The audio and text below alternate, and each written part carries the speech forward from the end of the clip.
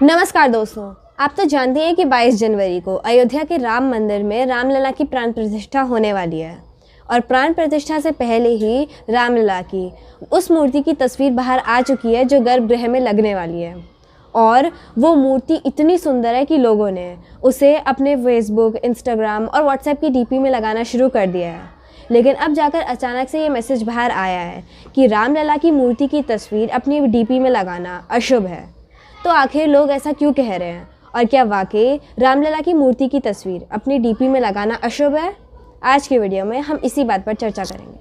तो सबसे पहले तो ये जानना ज़रूरी है कि आखिर ऐसा क्यों कहा जा रहा है कि रामलला की जो मूर्ति सामने आई है उसे डीपी में लगाना या उसे शेयर करना अशुभ है। ऐसा कहने वालों का तर्क ये है कि क्योंकि अभी रामलला की मूर्ति की प्राण प्रतिष्ठा नहीं हुई है, इसलिए वो मूर्ति अभी अधूरी है।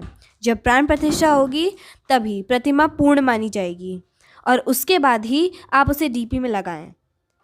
अगर अभी मूर्ति को डीपी में लगाएंगे या उसे शेयर करेंगे तो अशुभ होगा, अनिष्टकारी होगा। तो मैंने आपको उन लोगों का तर्क सुना दिया जिनका कहना है कि प्राण प्रतिष्ठा के बिना प्रतिमा अधूरी है, इसीलिए इसे अपनी डीपी में नहीं लगाना चाहिए, ये अनिष्टकारी होगा। अब आप में से कई लोग डर रहे होंगे और ये सोच रहे होंगे कि हम लोगों ने तो अपनी डीपी में लगा लिया है, तो क्या अब हमसे कोई गड़बड़ी तो नहीं हो गई है? तो मैं आपको बता दूं कि इसमें डरने की कोई बात नहीं है, आपसे कोई भी गड़बड़ी नहीं हुई है। और इसकी क्या वजह है अब वो भी जान लीजिए। अगर आप रामलला की प्राण प्रतिष्ठा की खबरों को फॉलो कर रहे हैं तो आपको पता होगा कि कई लोग इस समारोह का ये कहकर विरोध कर रहे हैं कि अधूरे मंदिर में प्राण प्रतिष्ठा नहीं हो सकती, ये शास्त्र सम्मत नहीं है। लेकिन ये बात सही नहीं है। ये तस्वीर उस वक्त की है जब भगवान राम ने लंका पर चढ़ाई करने से पहले रामेश्वरम में शिवलिंग की स्थापना की थी। प्रभु राम ने तो मंदिर नहीं बनाया, सिर्फ शिवलिंग बनाया, प्राण प्रतिष्ठा की। रामेश्वरम में मंदिर तो कलयुग में बना। तो क्या आप ये कहेंगे कि बिना मंदिर बनाए भगवान राम ने शिवलिंग की प्राण प्रतिष्ठा करके गलत किया? बिल्कुल नहीं।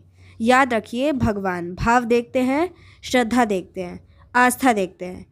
ये देखते हैं कि भक्त ने जो कर्म किया उस वक्त भक्त का भाव क्या था। अगर आपका भाव भक्ति का है तो फिर शुभ अशुभ कुछ नहीं होता।